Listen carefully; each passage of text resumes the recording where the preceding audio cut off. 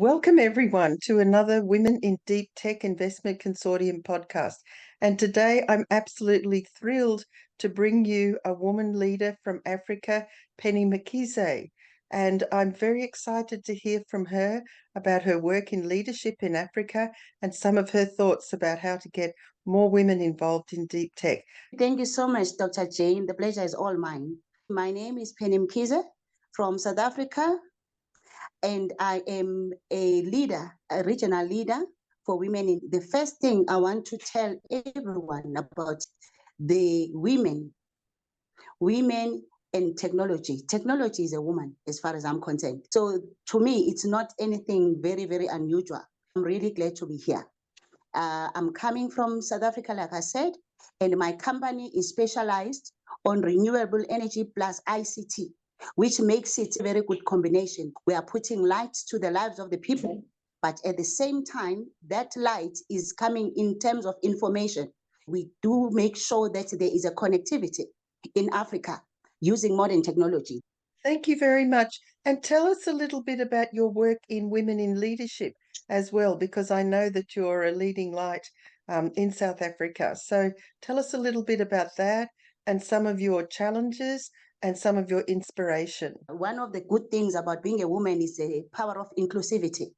I'm a South African chair in the G100. I know we're not talking about G100 here, but one of the things that I'm specialized on in that role as a South African chair under Sustainable Development Goals is to make sure that we include all women that are in the Sustainable Development Goals, because that is what we need right now. For example, it's a future, and under this SDG, that is where you also find automation, intelligence, IT, and there's a number of them that we need. So what do we do in terms of that? I'm just putting all these heads together to make sure that women should not even feel threatened about being in this field, which is called technology and artificial intelligence, because let me tell you, that is the future. And the good thing about women, this is how we encourage them. That is how we encourage them as the leaders that are they already, by making sure that they look at us as the inspiration. You know, you just have to be yourself. Technology is a woman. You cannot see it. I'll tell you why I say technology is a woman, because you cannot see it, but the results are so obvious. One of the reasons why I accepted this role of being a regional leader in this male-dominated environment. But that is just a stereotype. It's a mindset. We are trying to change that by making sure that women that are in STEM environment. There's a lady, Homoto Paswana, if I'm not mistaken, I'm just quoting the name. She's in Botswana. She's got a company. She's a pilot. And she's driving an initiative. That is one of the ladies that I would like to bring to this initiative, to make sure that we showcase that women at the end of the day, they are having a space in the artificial intelligence. What does she do? She's got an initiative called Dare to Dream. I like even the name, Dare to Dream. She's got an initiative for training women pilots in her organization. She's a pilot herself. I remember when I was one of the top 10 women finalists, actually, top 10 finalists in the Standard Bank Top Women. I was given 3 finalist position in ICT was one of them, and another one for STEM environment, and the other one was women entrepreneur. We were chosen amongst 13,500 people. I don't know how I got it, but I just like to be original. One of the judges, when we were on the finalists, she asked me, Penny Mkhize, why are you doing this? Why are you having 2 big fraternities, which is renewable energy, as well as ICT in the environment? And then don't you think this is too big for one person or for one company? Are you an empire? I said to her, the first answer that came into my mind, I said, who said it cannot coexist? This is like a marriage. If you have lights in your life, but you do not have technology, you still cannot connect to the world. But if you have good technology in your system, but without light, you have nothing. You see, those 2 fraternities, they have to coexist. You don't have to limit yourself. And this is why I'm encouraging women. Yes, it was said that the field was meant for men, but who said it was for men? It's not God. It's not God. Because us as women, we have a power of diversity. So those are the things that I'm telling you that you can still apply as a woman in this field. And your work on sustainability is really inspiring. And 70% of the Sustainable Development Goals can be aided by technology. And so bringing it together is really important. And the other point you made, which I loved, is about showing the face of African women who are working in deep tech so women have role models to follow.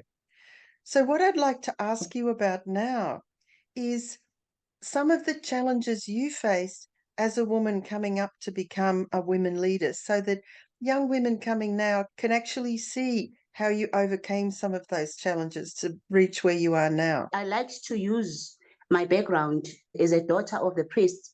Myself, my father was a priest for Anglican Church. And having grown up, I like to call myself amongst all the accolades that have been given. I'm a greatest daughter of the Most High God. That is who I am. And I'll tell you why this is very important. To the question that you are asking, I've spoken to you earlier on about the stereotypes that we have encountered as women in this field. The first thing that I've learned is that once you ascend to the throne of leadership, be it you are a woman or are a man, but especially for women, because we are the vulnerable, the first thing that the men are looking at, I wonder if she's going to be able to do it. I've used the fact that there's an ABCD rule in life. That is something that I use every day in my life. One, accept the rejection, accept the challenge, accept when they call you a nobody. Because you know what? You are already a leader. You do not need anybody else to showcase yourself. Being a woman and being a leader, you did not just become a leader the day that you were given that role of being a regional leader, for example, in my case. You were ordained to be a leader. Believe me, God is not an author of confusion. Believe in yourself. If you fail or you make a mistake, do it intentionally and own your story, because it is your story. Even if you fail, first of all, believe in yourself. Because the first person who will fail yourself is yourself. Do you understand? Number two, brand yourself. Brand yourself. You are beautiful. You are a woman. We can do everything. Look at yourself. You are so beautiful. You are already there. You are a mother. You are a teacher. You are everything. We invented the word multitasking. We invented it. Let us own it. So as a woman leader, you must know the day you were born, even before you were formed in your mother's womb. I like to use the Bible as a reference point. God ordained you to be the leader. You didn't become a leader the day they tell you that you are a leader. You were born a leader. They just it started in the spiritual. Number three, there's a quote, whether it's penny for your thoughts or whether it's ABCD rule of your life.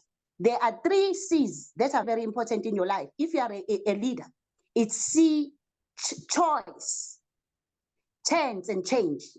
Why this is important? We are all given 24 hours a day for our leadership, for our life. I mean, whether you are a cleaner, whether you are a leader, whether you are a driver, it doesn't matter. Yours is to use that 24 hours wisely. Let me tell you my 3 C's. You must make a choice to take a chance, or your life will never ever change. That is number 3. Those are the C's. I was talking about ABCD rule. And C, commit to whatever that you want. Commit yourself to whatever you want. Communicate. Everybody that you are with, they must know what you are thinking. Number 4, D, yourself from any negative talks. What I normally tell my team, it's very difficult to be a leader in a STEM environment. You find it's a male-dominated environment. It's a history that we cannot run away from.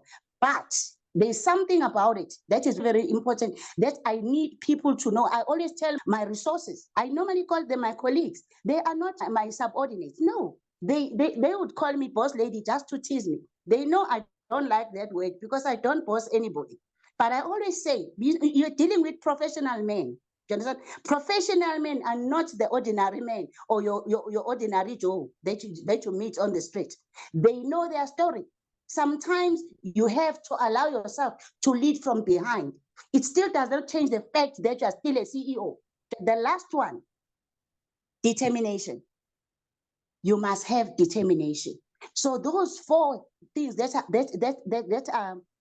I'm using as an ABCD rule of my life, it's a pocket dictionary. Whatever that I encounter, even if people that are closing their doors in my face, it's okay. God has a better one in the corridor. Those are the things. It does not change who you are. And never, ever allow yourself to cry in front of your staff, because they must not see your vulnerability. Just walk the walk of determination. Walk away, and your pillow is the only one that is your confidant that must see your tears and nobody else. That's very inspiring. And I think many people will learn from that ABCD. So, just in bringing all this together, I'd love you to make some comments. You've commented that STEM's sometimes hard for women to get into, that it's male dominated. What words of encouragement can you give to young African women who are interested in being involved in STEM and deep tech and who want to start their own companies? Because you have your own company, you understand some of the challenges of being a founder, and we want to encourage women to get involved in deep tech, develop their own companies, get funding, and enable them to be successful. So what are some of the words of wisdom you've got for women who want to found their own companies in science and technology? First and foremost, I will say to them, they must prioritize. Every day has got 24 hours a day. Each one of us has to carry our cross. They must allow themselves to fail. Failure is actually a teacher. It teaches you experience to do things better. We have failed. I've failed so many times myself. So if they fail, they must take it. It's a test. It's a test to give them another chance to do it. That is 2. First and foremost, if they have an idea, everything begins as an idea. If they have an idea to do something in their life, that idea must be put into action, or else it will always remain an idea, or rather a dream. So they must take the first step of knocking in somebody's door. They must write a business plan. If they do not know what to do or how to do it, they must ask. We are there. I'm a regional leader for Africa. I'm an African woman. And at the end of the day, they must come to me if they are interested in this field. I've got some ladies that I know they would be a very good fit for this program. But at the end of the day, they must see from us. They must take the steps from us. They must take our failures as their experience. And whatever that happens in their lives, when I say they must stay focused, they must prioritize, they must stay focused. There's always going to be a time for courtship. Everything has a balance. God created a balance in life. That is why there's time to sleep, there's time to eat, there's time to do everything. So they must be focused. The only thing that is needed in these 24 hours, if they have failed, one day is not the same as the other. And another thing, whenever they wake up in the morning, they live as if it's their last day on earth. That is what I'm saying. They must be the first people to criticize themselves. And then they must make sure that whatever happens in their life, they must know that they are prepared for it. Another thing I've seen in my country, in fact, our country is not short of skills. I'm talking about those young girls. There's a lot of skills that you find nowadays. People are thinking outside the box. The only problem is an attitude. Everybody must have an attitude of gratitude. If you want to become an entrepreneur like Penny Mkhize, first and foremost, criticize yourself and have a right attitude. I'm referring to Esquire Precious Gondwe. I like what she says. She's one of the top voices. She once said, for the graduates that are coming to the field of studies or wherever, maybe it's law, maybe it's engineering or whatsoever, the attitude is the one that's going to get them into the top. The attitude, don't go with the mindset that I know everything. Come with a teachable spirit. That is what I always say. Come with a teachable spirit. Accept, even if they criticize you, there's no need to talk back. Leave it. Sometimes the truth always comes out. But the attitude, you must have an attitude of gratitude. That is all I'm saying. And they must you must run your race. When I say focus, run your race. There are people in your life that will come. They are coming as a visitor or as a guest. or as a passage. Not everybody who comes into your life is your destiny. Some people are not your destiny. They are bridges that they need to be bent. You know why? Because you had no business to be there in the first place. So remember, accept that. And if you feel you are hurting, it's part of the life. Take that scar as an experience. I was talking about mistake, but I'm talking about the scars. That scar, it teaches you how to be careful next time. And those are the things I would like to say. Thank you so much for the time. Thank you, Penny Mkhize, and thank you for such an inspiring interview. And I'm sure many people on our platform are going to be absolutely fascinated by what you had to say. I really appreciate you coming on the podcast. Thank you very much.